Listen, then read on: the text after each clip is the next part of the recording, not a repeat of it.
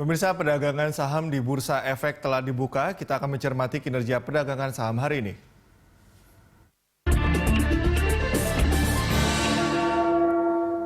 Ya, dan untuk mengetahui pergerakan saham hari ini, kita akan membahasnya bersama analis Arta Sekuritas, Dennis Christopher Jordan. Selamat pagi, Mas Dennis.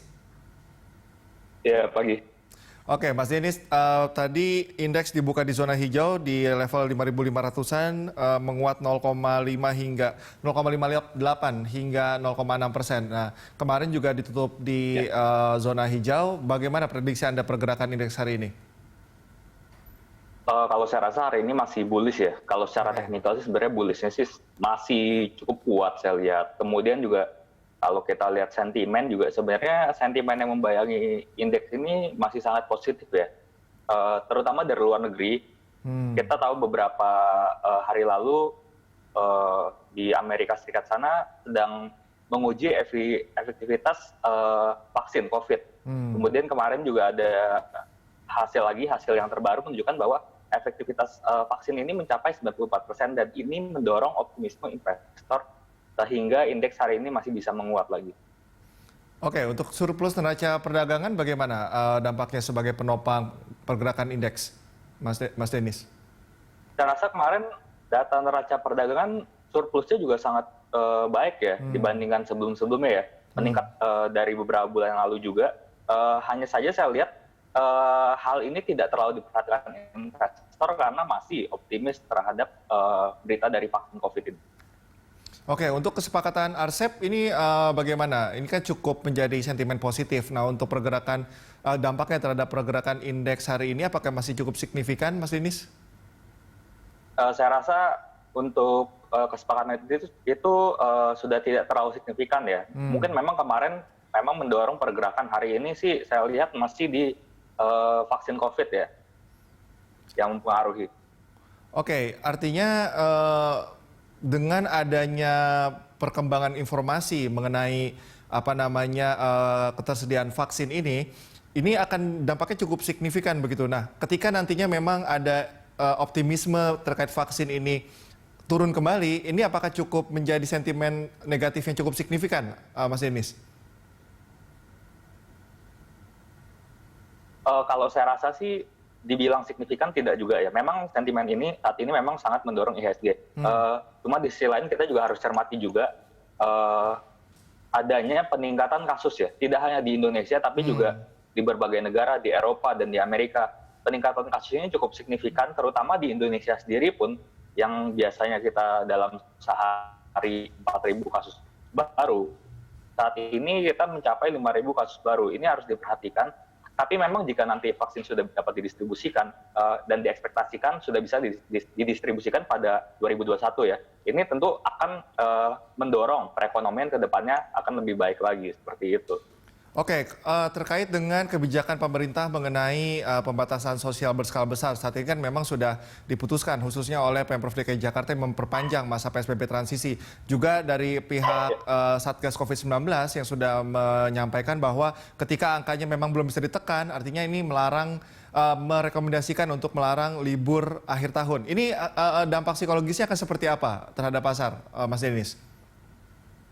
Kalau saya rasa sih tidak akan terlalu parah ya, karena kita lihat sebelumnya juga pada saat yang era new normal sebelumnya ya, saat kita mulai PSBB transisi, ternyata tidak seketat yang kita bayangkan seperti itu ya PSBB-nya ya, sehingga masih banyak aktivitas perekonomian yang dapat dilakukan, dan terbukti kemarin juga Bank Indonesia sempat mengatakan bahwa mereka cukup optimis bahwa di kuartal keempat ini GDP kita akan tumbuh positif.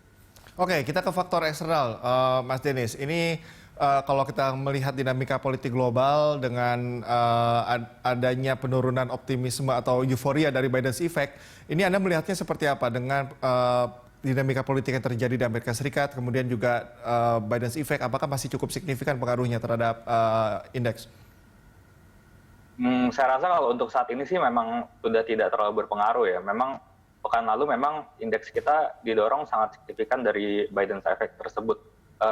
Cuma kita lihat lagi mungkin kita harus cermati bagaimana ke depan Presiden Amerika Serikat ini memberikan suatu stimulus atau bagaimana dia dapat menjaga kestabilan kondisi ekonomi dan politik secara global ya nantinya. Kita masih tunggu lagi langkah-langkah apa yang akan beliau ambil ya nantinya ya untuk perekonomian. Oke, untuk RDG Bank Indonesia sendiri bagaimana pengaruh signifikannya di analisa Anda, Mas Denis? Kalau saya rasa untuk hari ini tidak akan berpengaruh ya.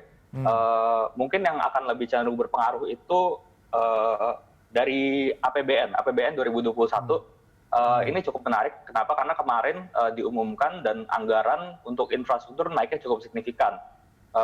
Ini sangat potensial untuk saham-saham, terutama yang untuk konstruksi ya, seperti Wika, PT PP, kemudian juga Adikarya. Ini cukup menarik dan hari ini juga terbukti masih berada di zona hijau.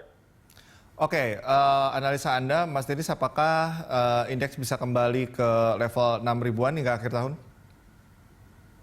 Kalau untuk ke level 6 ribuan saya rasa masih cukup sulit ya, tapi saya rasa masih memungkinkan juga, tidak melepas ketidakmungkinan tersebut.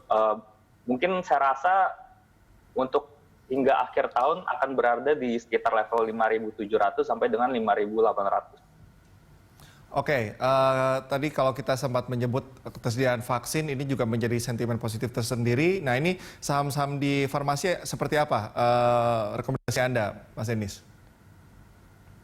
Kalau untuk farmasi sendiri, saya rasa sih masih cukup menarik juga ya. Tapi memang harus kita perhatikan lagi secara valuasi ya. Karena memang sejak awal tahun banyak sekali saham-saham di sektor farmasi ini naiknya cukup signifikan sehingga secara valuasi juga sudah tidak murah lagi ya. Jadi harus diperhatikan saham-saham mana yang murah seperti itu.